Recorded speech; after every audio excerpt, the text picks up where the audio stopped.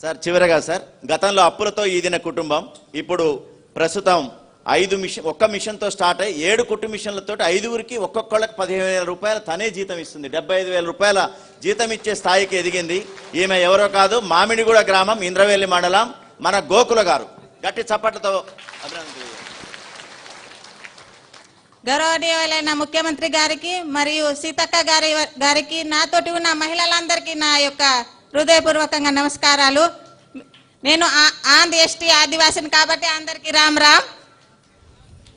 నేను మొదట ఈ సంఘంలో చేరడానికి కారణం ఏంటంటే నాకు అత్తమామలు లేరు, నాన్న లేడు. కాబట్టి 2009లో మ్యారేజ్ అయిన తర్వాత ఎవరు అప్పు అడిగినా డబ్బులు ఇవ్వకపోవడం వలన మా ఊర్లో ఉన్న మహిళల వాళ్ళతోని తెలుసుకొని సంఘంలో చేరితే ఎలా ఉంటుంది, మరి వాళ్ళు అప్పిస్తారా అనుకునే సమయంలో ఒక 10 మందిని చేసి నేను ఒక గ్రూప్ తయారు చేసినాము. ఆ తర్వాత మొదట 50 రూపాయలతోనే పొదుపు స్టార్ట్ చేసిన తర్వాత 6 నెలలు అయిన తర్వాత మేము బ్యాంకు వెళ్ళి అప్పు అడగడం జరగడం వలన మొదట నాకు 10,000 మాత్రమే అప్పు ఇచ్చారు. ఆ తర్వాత 10,000తోని నేను ఒక చిన్న కుట్టు మిషన్ వేసి పల్లెటూరులో బిజినెస్ స్టార్ట్ చేసినాను.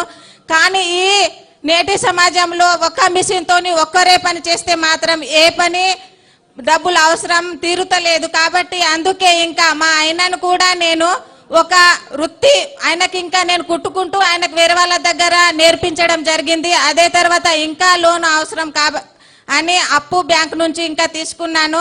ఆ తర్వాత 30,000 అప్పు నేను కూడా పట్టుకున్న 30,000తోని ఒక ఆటోమేటిక్ మిషన్ తీసుకోవడం జరిగింది. ఆ ఆటోమేటిక్ మిషన్ ద్వారా ఎక్కువ బట్టలు కుట్టుకొని ఎక్కువ డబ్బులు సంపాదించుకోవచ్చు అని. ఆ తర్వాత అలా చేస్తూ మండల్ లెవెల్లో నేను పల్లెటూరు నుంచి ఇందరవెల్లి మండల్లో షాప్ వేసుకున్నాను.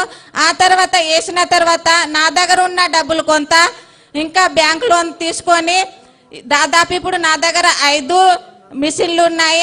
నాతో పాటు 5గురికి నేను 15,000 జీతం ఇస్తూ నా ఆదాయం వచ్చేసరికి 40,000 దాకా నెలకు మిగులుతుంది. నేను ఇలా 10 మందికి 13 కాకుండా నా జిల్లా లెవెల్లో కానీ నా మండల్ లెవెల్లో కానీ ఇంకా 100 మందికి ఒక కంపెనీని మీరు సహకరిస్తే కంపెనీని ఏర్పాటు చేసుకోవాలని అనుకుంటున్నా. నేను ఇద్దరికి జీవనోపాధి కల్పించడం వల్ల నాకు వివోగా మెంబర్ చేసిండు. ఆ తర్వాత మండల సమైక్యాలో అధ్యక్షురాలుగా, జిల్లా సమైక్య ఇంకా నేను కోశాధికారిగా ఉన్నాను సార్. అందుకే తల్లి నువ్వు చేస్తున్న పని ఇప్పుడు ఏదైతుందో మన హాస్టల్లో ఉండే పిల్లలు స్కూల్ పిల్లలకు బట్టలు ఇస్తారు కదా, ఈసారి పెద్ద కంపెనీలకు ఇవ్వకుండా ఈ ఎస్హెచ్జి గ్రూపులు ఈ ఆడబిడ్డలకే రాష్ట్రం అంతా ఇవ్వాలని ప్రభుత్వం నిర్ణయం తీసుకుంది. ఇంకా ఈ మహాలక్ష్మి పథకం ద్వారా ఇంకా 5,000 ఎక్స్ట్రాగా ఆదాయం మిగులుతుంది సార్. రాను ఖర్చుల ద్వారా బస్సు ఫ్రీ బస్సు ఎక్కుతున్నారా? బస్సు ఎక్కుతున్నారా అమ్మా? అందరు బస్సులో ఎవరైనా టికెట్ అడుగుతురా? ఏం లేదు కదా. సంతకు వచ్చినా, ఆదిలాబాద్కు పోయినా, ఇంద్రవెల్లికి పోయినా, ఏడుకోయినా ఫ్రీ బస్సులో పోతురు కదా.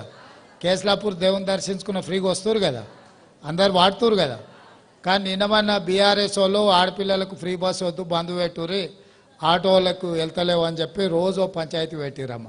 ఏమన్నా కలిస్తే అడుగుని, ఆడబిడ్డలకు ఫ్రీ బస్సు ఇస్తే వాళ్ళకి ఎందుకంత కడుపు నొప్పి లేస్తుందో, ఎందుకంత కష్టం వచ్చిందో చెప్పుర్రి. ఆడబిడ్డలను ఆత్మగౌరవంతో బతకాలనేదే మన అందరి ఆలోచన. ఇవాళ బట్టి సారు మీకు ఉత్తి చేతులతో రాలే, 60 కోట్ల రూపాయలు బ్యాంకు లింకేజ్ చేయడానికి వచ్చిండు. ఇప్పుడు చెక్ ఇస్తాడు సార్ 60 కోట్లది మీకు. మీకోసమే ఈ ప్రభుత్వం ఉంది. సోనియమ్మ ప్రభుత్వం ఇది, ఇందిరమ్మ రాజ్యంలో ఆడబిడ్డలనే.